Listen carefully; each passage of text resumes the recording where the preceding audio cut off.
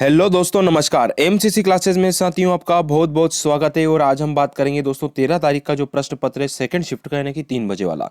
इसकी पीडीएफ आपको Telegram channel में मिलेगी। ओल्ड पेपर देखने के लिए आप प्लेलिस्ट में भी विजिट कर सकते हैं।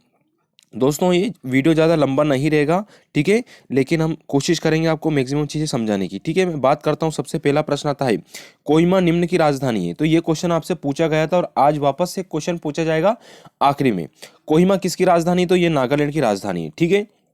ये आपको यहाँ पे याद रखना दोस्तों। तो नागालैंड की राजधानी क्या हो जाएगी? हमारी कोहिमा हो जाएगी, ठीक है। और भारत का एकमात्र राज्य ऐसा है जहाँ पे अंग्रेजी बोली जाती है। कहाँ पे दोस्तों? नागालैंड राज्य में। नेक्स्ट क्वेश्चन आता है हमारा, है ना दोस्तों। वीडियो को शेयर जरूर कर दीजिएगा आप लोग, है ना। चलिए मैं बात करता हूँ अगले प्रश्न की। अगला प्रश्न है यहाँ पे दोस्तों, ये कुछ रीजनिंग के क्वेश्चन है। इसकी पीडीएफ हमने टेलीग्राम में भेजी है, तो वहां से भी आप इस चीज को देख सकते हैं। क्वेश्चन आता है दोस्तों, कौन पहली भारतीय महिला क्रिकेट खिलाड़ी मार्लीबोन क्रिकेट क्लब की मानद आजीवन सदस्यता में शामिल हो गई? तो उसका नाम क्या है दोस्तों? तो उनका नाम है दोस्तों अंजुम चोपड़ा। तो ये आपको याद रखना है। तो अंजुम चोपड़ा पहली भारतीय महिला क्रिकेट खिलाड़ी जिसे मार्लीबोन क्रिकेट क्लब की मानद आजीवन सदस्यता के रूप में शामिल किया गया है। इनको पहले अर्जुन पुरस्कार भी मिल चुका है दोस्तों, और पद्मश्री पुरस्कार भी मिल चुका है। अगला क्वेश्चन आता है दोस्तों हमारा, निम्न में से विटामिन में से रुधिर स्कंदन में किसकी भूमिका होती है? तो ये होती है विटामिन के की। किसकी होती है दोस्तों? विटामिन के की, है ना। रक्त का थक्का याद रखना दोस्तों, ठीक है। अगला क्वेश्चन आता है, किस गुरु के ने जफरनामा की रचना की थी?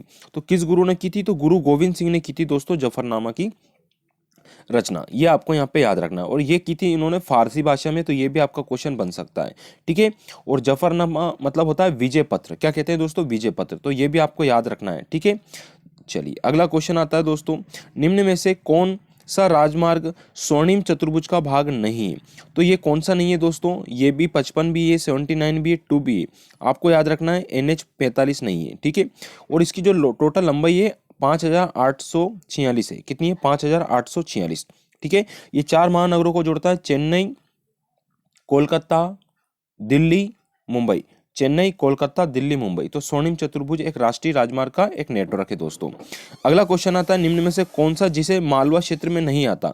तो मालवा क्षेत्र में मंडला जिला नहीं आता, ये महाकौशल क्षेत्र में आता है दोस्तों। ये भी आपको याद रखना है ना, जबलपुर वाले क्षेत्र में। अगला क्वेश्चन आता है, निम्न में से कौन जिसको हम बोलते हैं हाउस ऑफ एल्डर्स भी कहते हैं? तो ये हम किसको कहते हैं? अपर हाउस, यानी कि राज्यसभा को ना। हाउस ऑफ एल्डर्स राज्यसभा को कहते हैं दोस्तों। ये आपको याद रखना है। और ये कभी भी समाप्त नहीं होता, यानी कि कभी भी बर्खास्त नहीं होता। अगला क्वेश्चन है, इलाहाबाद में त्रिवेणी संगम में दोस्तों किन 3 नदियों का संगम स्थल है?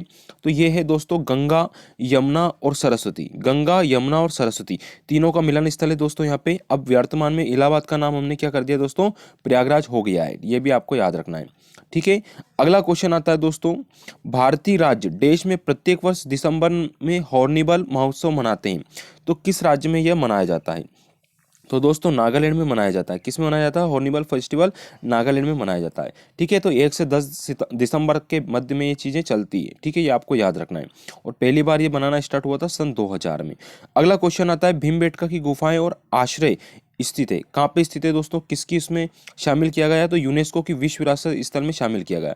भीमबेटका हमारे रायसेन जिले में पड़ती है, मध्य प्रदेश के, ठीक है ना। अगला क्वेश्चन आता है, महात्मा गांधी राष्ट्रीय समुद्री विज्ञान संस्थान कहाँ है?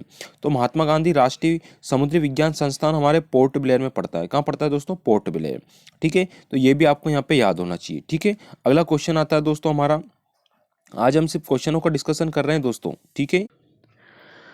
हेलो दोस्तों, नमस्कार। अब आपके लिए एक इन्फॉर्मेशन थी दोस्तों, इसलिए मैंने ये चीज़ बताई है। जैसे बहुत सारे लोगों का कमेंट आया था कि सर हमें ऑफलाइन वाले प्रैक्टिस सेट चाहिए। तो ऑफलाइन वाले प्रैक्टिस सेट के लिए दोस्तों डिस्क्रिप्शन में मैंने लिंक दे रखी है। आप इन तीनों चीज़ से फ्लिपकार्ट, स्नैपडील या अमेजन से यहाँ से खरीद सकते हैं, डायरेक्ट अपने घर पे मंगवा सकते हैं। तो दोस्तों आरक्षक, GD और रेडियो पुलिस दोनों के लिए ये पेपर है।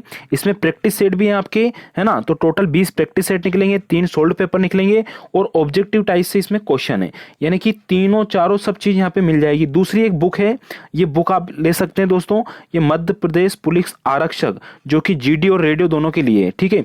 इसमें भी 3 सोल्ड पेपर दे रखे हैं, साथ में लगभग 3200 प्रश्न है दोस्तों, ठीक है। और ये ऑल इन वन है, जैसा कि यहाँ पे आपको दिख रहा होगा। ये तीनों चीज यहाँ पे दिख रही है आपको कि सामान्य ज्ञान, है ना। यहाँ पे टोटल मैं आपको थोड़ा सा बता देता हूँ, फिर हम आगे बढ़ते हैं कि अपना सामान्य ज्ञान है, तार्किक ज्ञान है, बौद्धिक क्षमता, मानसिक अभिरुचि वाला पोर्शन यहाँ पे दे रखा, विज्ञान दे रखा, गणित दे रखा, साथ में आपको इंपॉर्टेंट चीज यहाँ पे करंट अफेयर भी। तो ऑल इन वन वाली बुक आप ले सकते हैं कांस्टेबल के लिए।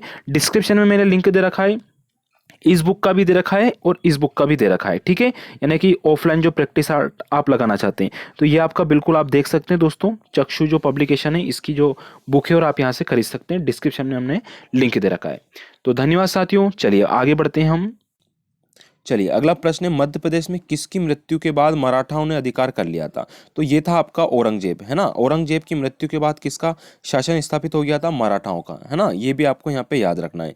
फिर आता है सतपुड़ा वन्यजीव अभ्यारण्य कहाँ स्थित है? तो सतपुड़ा वन्यजीव अभ्यारण्य दोस्तों हमारे होशंगाबाद में पड़ता है, ठीक है। इसकी स्थापना 1981 में की गई थी, ये भी आपको याद होना चाहिए, है ना। और सतपुड़ा की रानी हम बोलते हैं पंचमढ़ी को।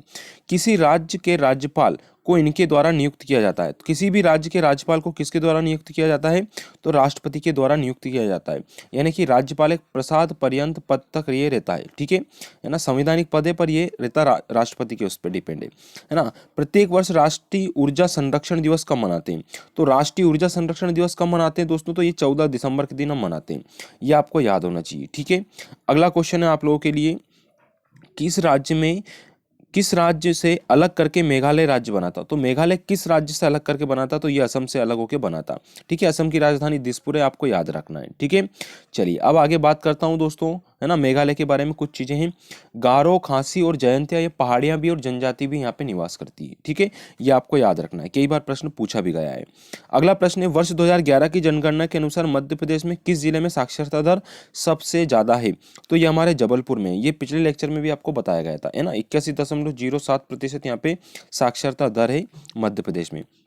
नेक्स्ट क्वेश्चन आता है, भारत के संविधान में देश द्वारा मौलिक अधिकार में शिक्षा के अधिकार को जोड़ा गया था। तो किस में जोड़ा गया? सन 2002 की बात है दोस्तों, है ना। ये 86वां संविधान संशोधन हुआ था, उस समय ये चीज जोड़ी गई थी।